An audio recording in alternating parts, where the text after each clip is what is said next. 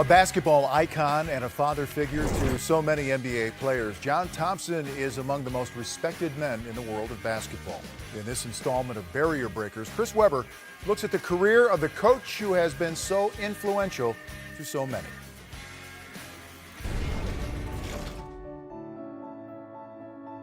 John Thompson Jr., a legendary coach in men's college basketball, was the first African-American head coach to win an NCAA title.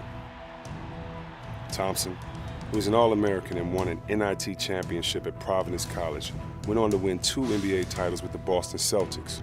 But his crowning achievement on the hard courts would come from the sideline as a coach. After the NBA, Thompson would return to his native Washington, D.C. to coach St. Anthony's High School for 6 years. He was then hired to take on a troubled Georgetown Hoyas team who was coming off a 3-23 season. Thompson would lead the Hoyas to 24 consecutive postseason bids, including 14 straight NCAA tournament appearances. He would also lead Georgetown to 3 Final Four appearances, including the 1984 NCAA championship. Thompson was also the first African-American men's basketball coach in the Big East Conference, as well as the first African-American Big East Coach of the Year. Thompson would also become the first African-American Division I basketball Coach of the Year, which he was named a total of 7 times throughout his career. In 1999, Thompson was inducted into the Naismith Memorial Basketball Hall of Fame.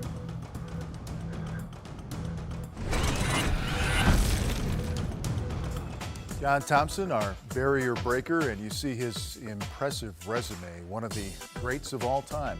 And not only in terms of what happened on the floor, but off the floor as well. And Dennis, Hoya Saxa. In Latin, what rocks? The Hoyas came calling, did they not, for you? They came calling. It's kind of like when John Thompson walks into your home, it's kind of like a school teacher. You kind of sit up straight and you, oh, there goes Coach John Thompson. And for me, I got a chance to know the family very well because his youngest son, Ron Thompson, who's a contributor with us here at NBA TV. So we played together for 2 years in high school. So I had a chance to actually go to their home, hang out, be around the family, and get to understand who this burly man was that everyone was afraid of. But he really was a big teddy bear because he really cared about his players. He wanted his players to go to school, get their education, just in case the jump shot didn't work, just in case Patrick Ewing couldn't dunk on nobody, just in case Allen Iverson couldn't cross nobody up. He made sure these guys were good human beings and made sure they went to class.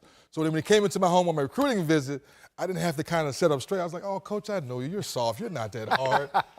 Now, in the realness of it, the way they played at the time didn't kind of fit my style of play. Allen Iverson came in, then they started going up and down the court, shooting threes, playing that fast break style. Obviously, I already signed with Georgia Tech. But he's still a good friend. The family's still good friends to me. Just happy that we're giving him his love that he's well-deserved. Recollections of Coach Thompson. You know, I was kind of upset at Coach Thompson because growing up, I was a Patrick Ewing guy. I wanted to go to Georgetown, and this was before I met Coach Brown. I wanted to go to Georgetown. So when I get to San Antonio and make the All-American team and first team All-American, I didn't receive a letter from Georgetown. I was kind of upset by that. But when I met him, you know, he was a soft man. He was a gentleman. He told me what I needed to do in the post, and he gave me stories. Like, you know, what I learned most from the legends, it's not about moves, what to do. They tell you inspiring stories. So he gave me a lot of inspiring stories.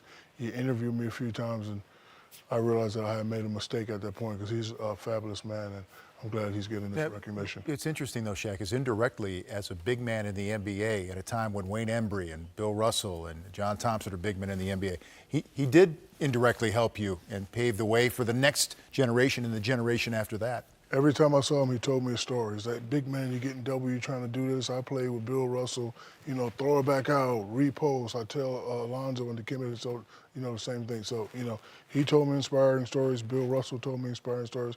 Akeem Olajuwon told me inspiring stories, and they helped me become the great big man that I was. It also makes it very impressive that you're able to bring in all those big men, but also being able to have a relationship with your point guard. You think of Mike Jackson's, the Charles Smiths, the Iversons. Those guys respect him just as much as, say, the big fellows do, knowing that he was bringing in so many big guys year after year. Think about the 2 titles that were nearly there, the Fred That's right. pass. That pass, yes. And then the perfect game by Villanova as well. He comes that close to 2 more of those NCAA Mike titles. Jordan makes that shot. Michael Jordan makes that shot, Dave. Ooh-wee.